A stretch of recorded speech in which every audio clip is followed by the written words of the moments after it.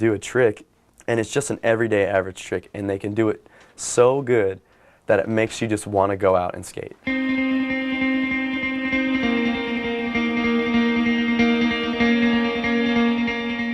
Somebody who looks completely natural at what they're doing.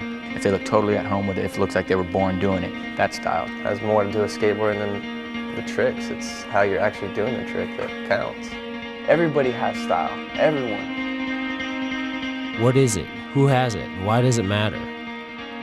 Some people call it grace under pressure, or making the impossible look easy. Whether in a pool, parking lot, half-pipe, or the street, style comes through in action, body, and soul.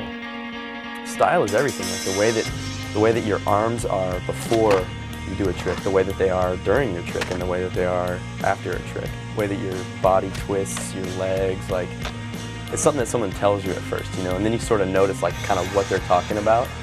Just the way that a person moves or how they make a trick look that's just a lot better than, you know, the 100 other guys who can do the same trick.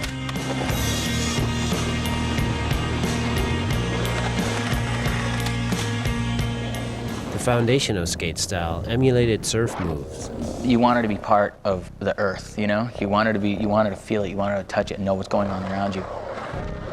Early pioneers enjoyed the freedom of carving and pumping for speed. But I also looked up to, you know, Stacy and Tony and Jay and all those dudes big time. I think that shit Jay Adams doing on the flat ground at that contest is just mind-blowing. It's like, what? It's too insane. It's just so amazing. And you gotta remember back when we first started all this, there really wasn't that many tricks. So style was like a big deal. It was the style that set you apart from all the other people. And it all depends where you came from too, and the terrain I think you rode originally. The Dogtown guys were lucky because they had rich homes. They were hitting Hollywood, Bel Air. They had huge pools to learn. I learned more or less in medium, smaller pools. And I think those pools kind of related to what the parks built. You know, like Del Mar was really mellow, no vert, so the guys kind of learned more tricks as opposed to going fast with more style. But the guys in Upland who learned in the combi and the pipe, Chris Miller, my little brother, Chris Robinson, learned on mass vert. You had to go so fast and big in order to do what you had to do at Pipeline. So every pocket learned differently. And when you got to the contest, the style that you had set you apart from all the others. I mean, the whole Veriflex thing and the Veribots and all that stuff was like, they were a little more jock in a way. And then there was like the Santa Cruz guys, which was Dwayne Peters, Steve Alba, Mickey Alba. Punk rock guys against like the robotic guys that we thought just rode the pool back and forth and just did a trick and like did a setup and then he'd do a frontside grind. And we're spitting on these guys and they're like, we're brawling in a parking lot. And all about attitude too. Emphasis on different styles pinnacled in the 80s with the media-made rivalry between Tony Hawk and Christian Hosoi. Like Christian Hosoi, I mean, that guy looks like he was born on a skateboard, hands down. You know, one of the best amazing styles ever, but so graceful and so natural.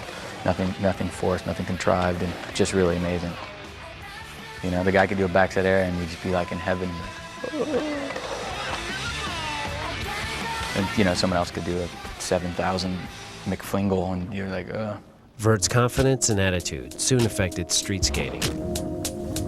As a kid, it was fun to watch Tommy Guerrero like skate down hills and hopping and bouncing and sliding and grinding and just pumping off stuff like he was always moving. He just was flowing too, man. He was flowing, but it was like he was fast and like he had tight movements. He had snap, you know, and it was like charisma. He had like spark, you know. It was like you could just tell he was on, you know, and he was always hype. He was like he just had energy.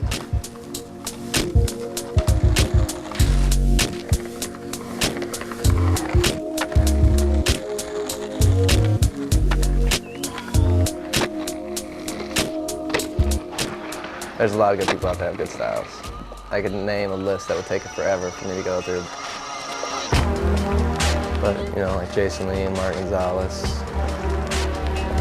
Mark Gonzalez and Nadas. They didn't have to do anything insanely hard, but it was just something about the way that they moved that made you want to go skating.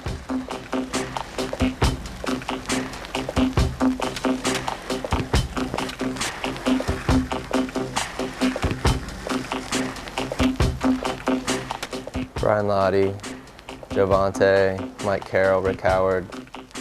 I just have this idea in my head of style. I'm always thinking like Javante, Jason Lee, Brian Lottie, you know, like Rick Howard, you know.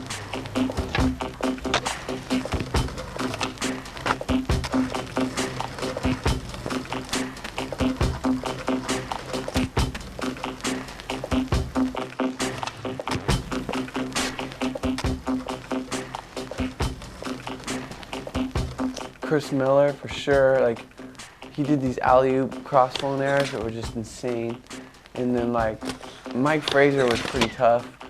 Frazier was just so gnarly that it was just like, it just like looked like it was just, he's just gonna break something, you know what I mean? It was insane. I like to watch Frazier. Danny and Colin, like Danny Way skates vert, just the way that his arms are and like just the certain tricks he does, the way he does a backside air.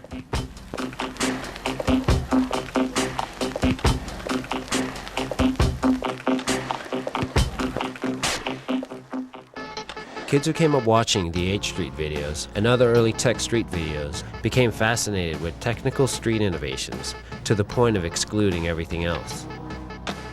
And without a solid foundation of the past, the early importance of style was lost.